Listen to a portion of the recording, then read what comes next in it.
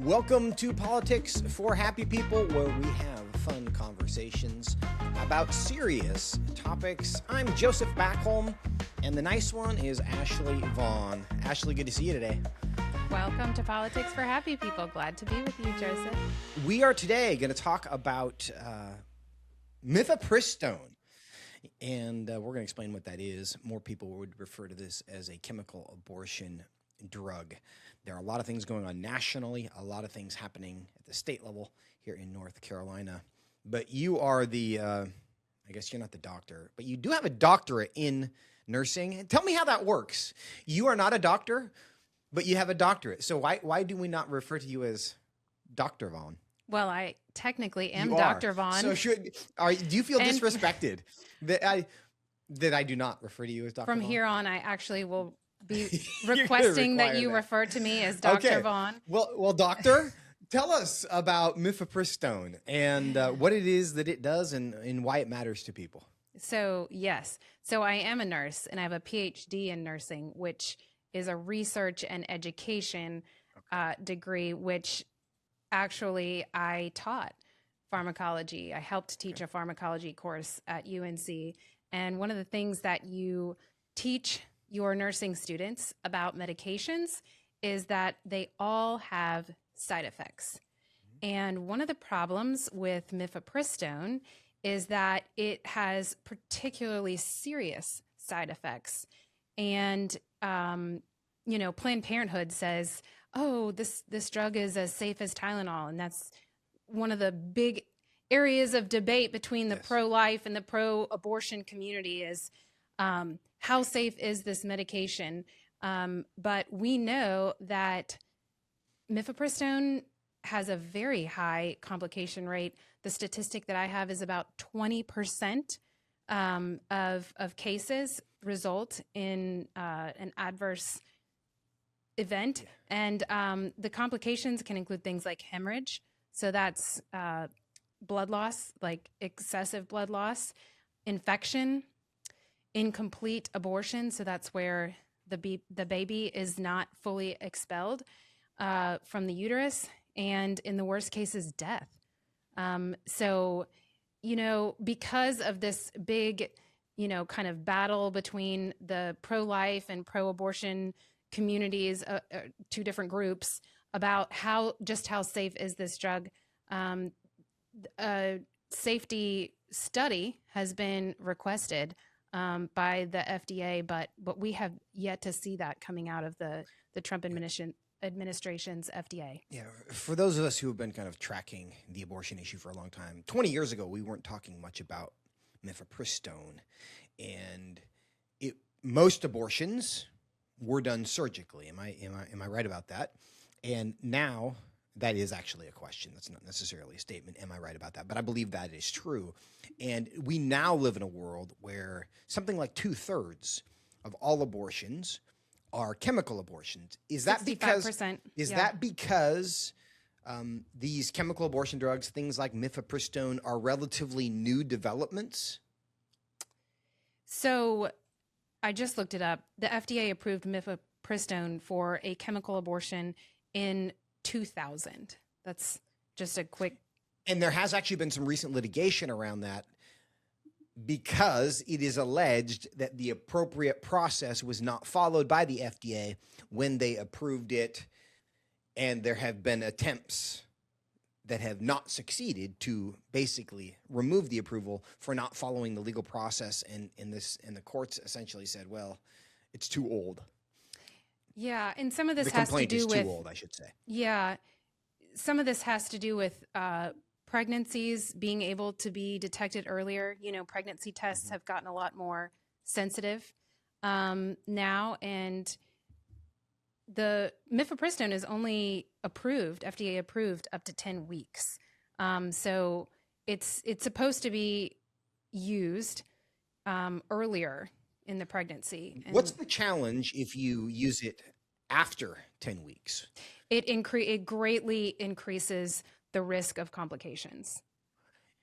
Now, and let's talk about that, because the emerging political legal questions have a lot to do with timing and how mifepristone is being delivered, how it's being received. And as you've just noted, it's only approved up until 10 weeks of pregnancy. And when we Yes. talk about it being approved, let's not lose sight of the fact that the goal is to kill the child before 10 weeks, right? So it's not We're- like it's actually doing something helpful. We're before. against the use of mifepristone for abortion at any stage. Obviously, we're any stage. pro-life. Yes. We believe that life But should under be the premise that protected. abortion is actually sometimes appropriate and necessary and good, which we do not reject believe. that premise. But even under operating under kind of the pro-abortion perspective, they're saying after 10 weeks, it's going to cause complications.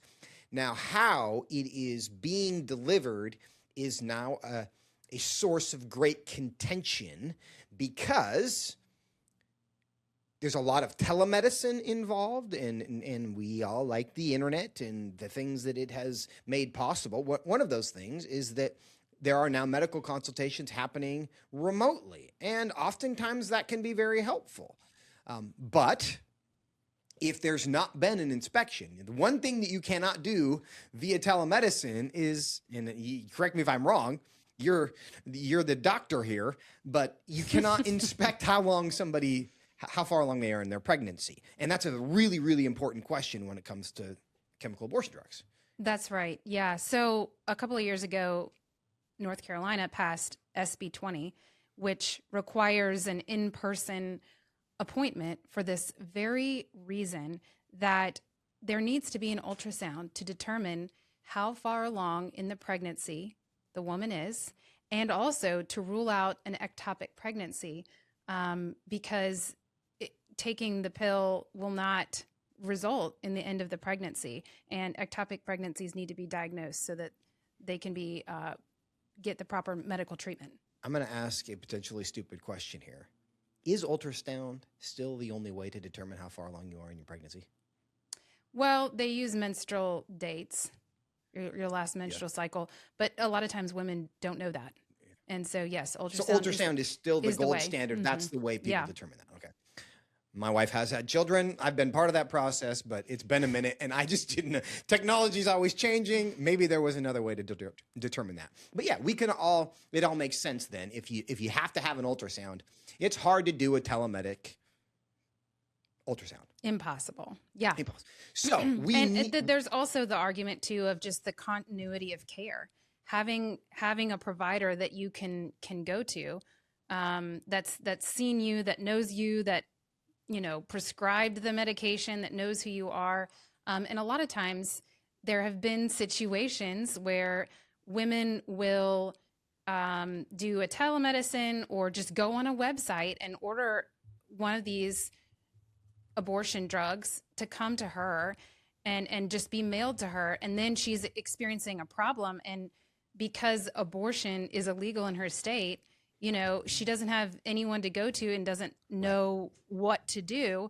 And so it's a continuity of care issue.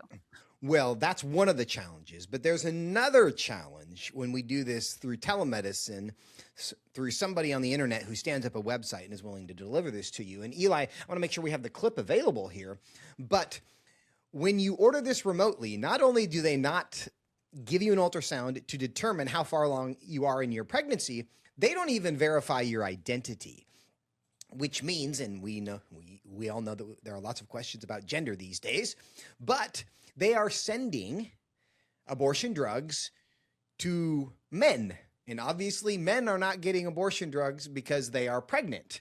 But they can be getting these for very nefarious purposes. Eli, do we have this ready to roll?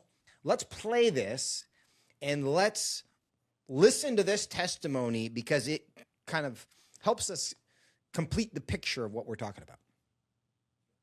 On March 17th, 2022, my husband of 11 years brought me breakfast in bed. He said that he had noticed I was not drinking enough water, and for the sake of my pregnancy, that I needed to stay hydrated.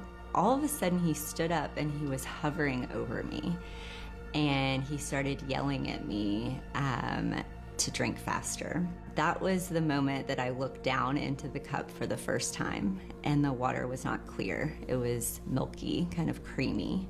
It was absolutely terrifying. I had no bodily control, horrible diarrhea, endless bleeding. Went to the emergency room for 8 hours. And I started thinking, okay, was he trying to harm me or was he trying to harm the baby? Sadly, the poisoning attempts were just beginning. So over the next 39 days, he attempted 6 more times. Josephine is the one known abortion pill poisoning survivor that I can find.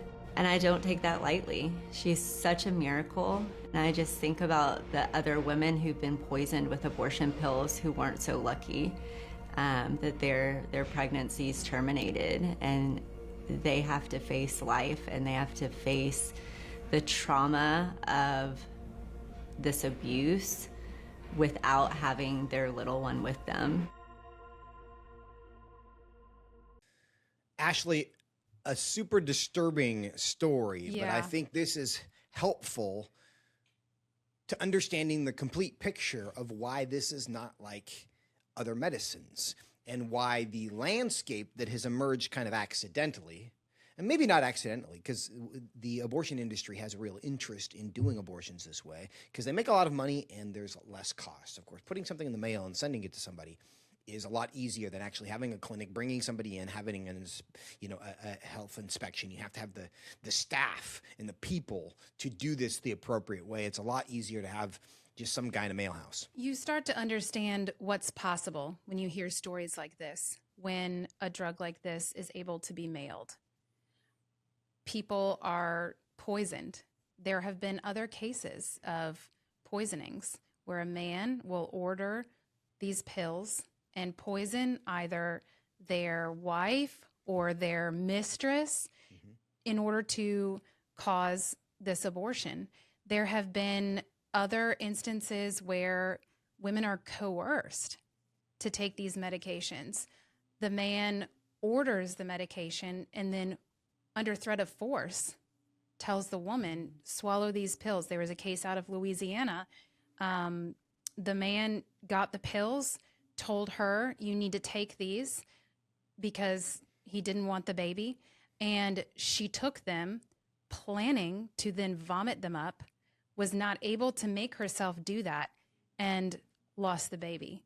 So you start to understand when these pills are able to be just sort of willy-nilly mailed around and ordered by anyone where your identification isn't verified, and they're easily procured in this way, with no prescription. Sometimes it opens up a world of evil, very evil possibilities that harm women.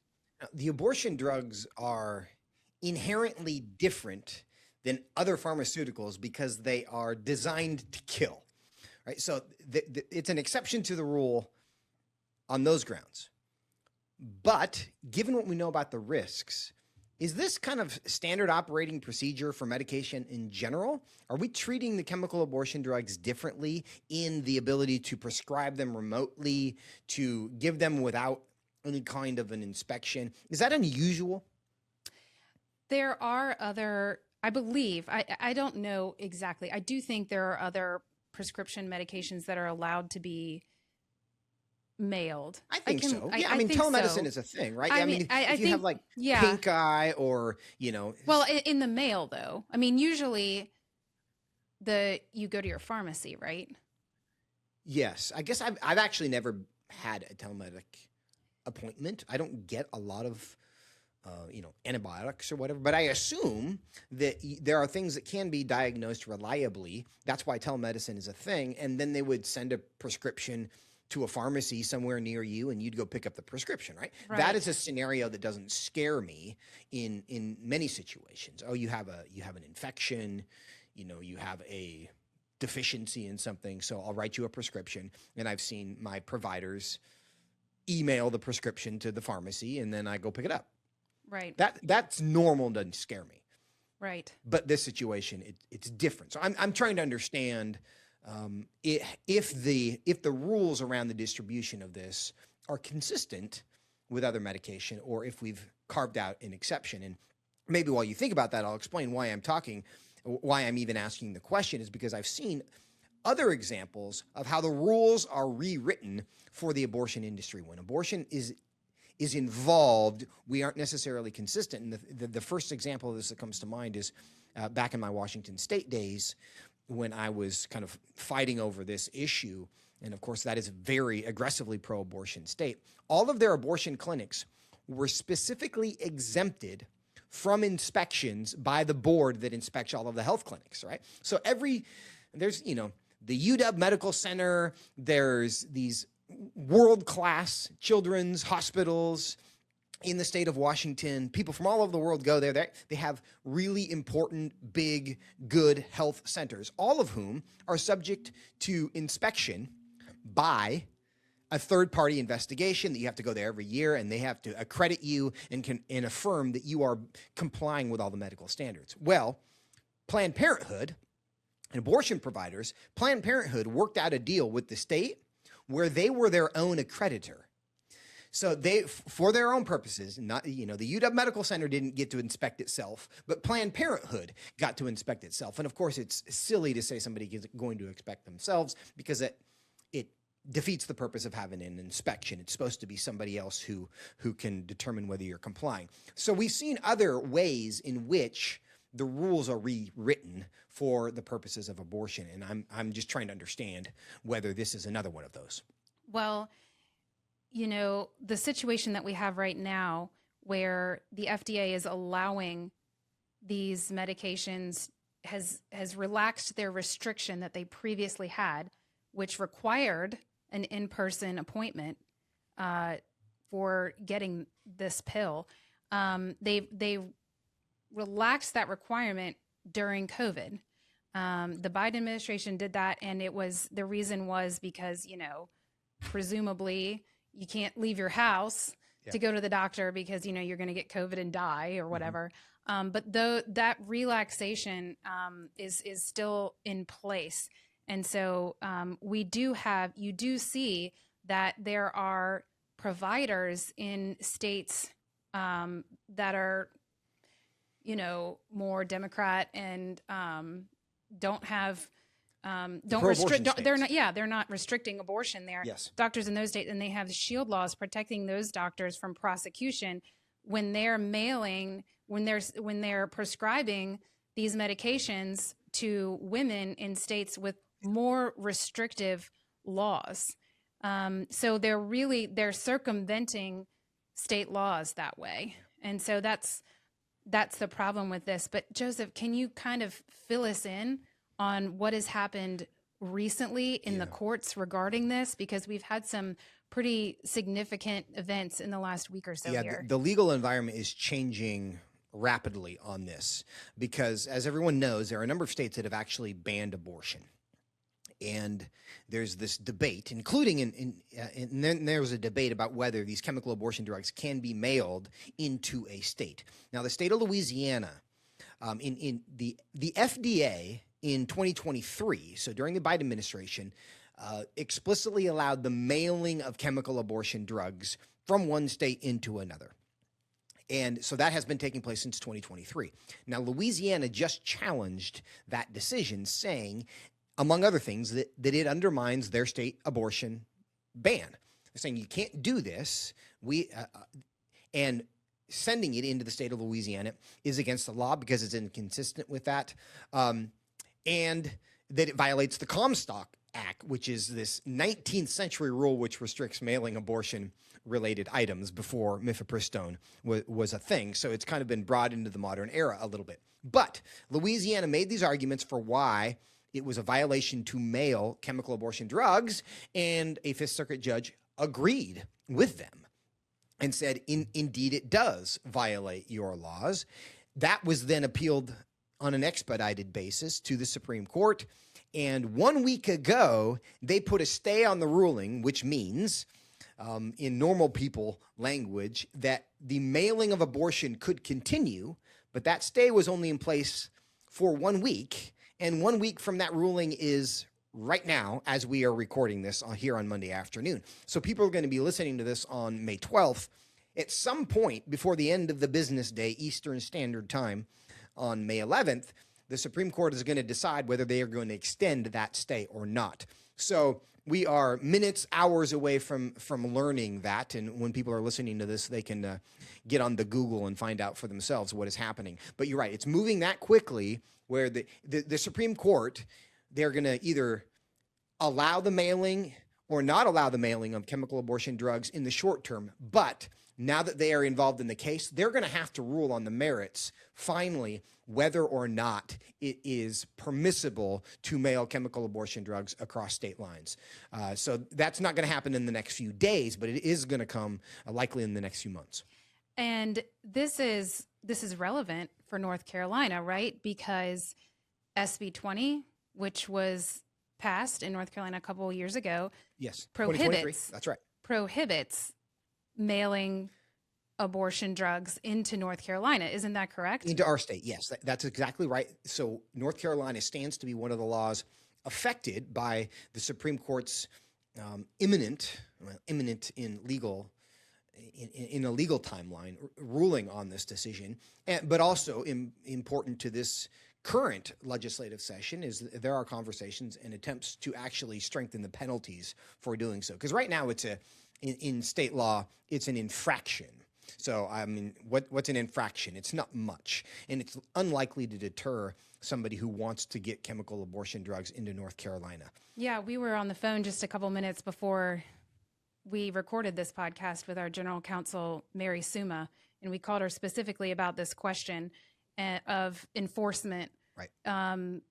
Of the prohibition against mailing those drugs into North Carolina, and she has been a proponent of increasing the penalties and drafted legislation to that end that was filed during the last session, SB 553, I believe it was, Ensuring Patient Safety Act, I think is what it was called. But we've known that this is a problem in North Carolina.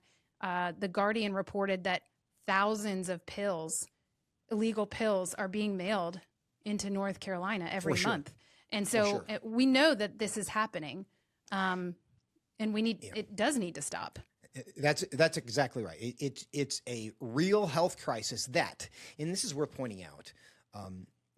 We've already stated that we don't think you can safely distribute chemical abortion drugs because the purpose is to kill regardless, right? But even from a pro-abortion perspective, are they going to be consistent when they talk about, we're so concerned about health care for women, when in a unregulated, unlicensed, in some cases, environment, we're going to send these pills that we have documented cases of them being used to poison women. Right. We're not going to require an inspection to know if it's beyond the 10 weeks in which we think they should be taking it. We're not going to require an examination to make sure it's not an ectopic pregnancy. Would we do that in other situations to minimize the risk? Yeah, we'd require that because we care about the safety of our patients, allegedly. But the rules change, the standards change, the expectations change among those who most aggressively claim to argue or support health care for women. And I think that double standard that emerges in this particular case is worth noting, and it's why we really do need to get in front of this and make sure that we are being safe. Well, and even when you say health care for women, it's like that is how I put that in scare quotes. I know, and I know you don't mean it that way, but I believe with all of my heart that abortion harms women emotionally, spiritually, even physically in some cases, as we've seen with the horrible side effects of mifepristone. And this needs to be stopped for so many reasons. And it is the new frontier of the abortion debate. When the Dobbs decision overturned Roe versus Wade, it changed the landscape. And we know that many states went to ban abortions. Many went to aggressively promote abortion, and even, in the case of like California, they're promoting abortion tourism, and they want you to come to their state to get your abortion, and some real sicknesses around that. But the technology has evolved largely thanks to the chemical abortion drugs, where this is now the supermajority of abortions happening in America. And because this is how they're going to happen, the abortion industry is very aggressive in promoting it because they love abortion, and also because their profit margins are much better when they can do it this way, because they don't have the overhead involved in actual medical professionals being involved. All they do is send off the drugs and take the money. That's much easier for them. So there's a business reason why the abortion industry likes this. And that's also likely why they don't want the medical professionals involved in doing it as quote unquote safely as possible. Not that it can ever be done safely, of course, because of the whole goal, but the precautions that they would in other contexts take to make sure that what they're giving an adult woman is not going to harm her are not taken in this case, because it's more expensive, cuts a profit margin, and they frankly may not even care. Yeah. So we are going to keep a close eye on this Louisiana case and Yes. the developments that come out of this, because as we've discussed, this has major implications for the state of things as it relates to the pro-life efforts in our country. That's right. And we will, another episode's dropping on Sure, Friday. we'll be coming back to it. We should have an update. Yeah. Before we go, I just want to say thank you, Eli. Eli is our producer. I know we mentioned him earlier, but we kind of have to introduce him. Hopefully we can drag him on screen at some point. We'll be talking to him a lot. We're just going to tease this right now. We At have some a point secret there will weapon. be a face reveal, right? Don't they do those things? Isn't that what the kids do these days? Some kind of actual reveal? Oh, Yes. man. He's cooler than we are. He keeps Behind the us on scenes. track. That's right. That's right. All right. Thank you, folks, for being with us today. Pleasure to have you with us on this journey for At Politics for Happy People. I want to remind you that new episodes do drop every Tuesday and every Friday. So another one is coming just around the corner. And if you can share it with a friend, if you've learned something, they probably will as well. Makes the world better and hopefully a little happier. We'll see you next time. Thanks for being with us.